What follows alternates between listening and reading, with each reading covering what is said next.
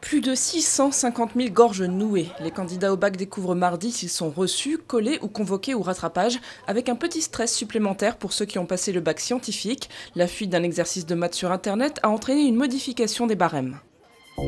À l'heure où l'accusation est ébranlée à New York, l'annonce d'une plainte de Tristan Bannon contre Dominique Strauss-Kahn pour une tentative de viol il y a 8 ans fait des remous à Paris.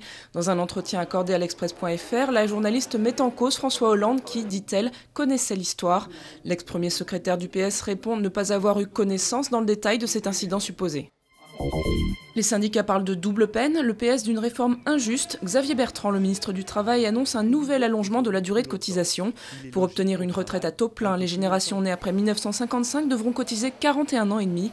Une décision qui intervient quelques jours après l'entrée en vigueur de la loi repoussant l'âge légal de départ à la retraite. 2 semaines à peine après son opération d'une tumeur cancéreuse à Cuba, retour triomphal d'Hugo Chavez au Venezuela. Acclamé par des milliers de sympathisants, le président estime que sa bataille contre le cancer n'est pas encore gagnée. Pendant son mois d'absence, Chavez n'a pas cédé ses pouvoirs, mais son état de santé pourrait modifier la donne avant la présidentielle de 2012. Quand la technologie se met au service de l'histoire, la Bibliothèque nationale de France a numérisé 300 anciens manuscrits de textes en persan, arabe et turc, plus de 2 mois d'un travail d'orfèvre. Après leur mise en ligne début juillet, il y aura 2 manières de contempler les documents, n'importe où, depuis un écran d'ordinateur, ou sur place à la BNF, pour ceux qui ont encore besoin d'un contact sensuel avec le papier.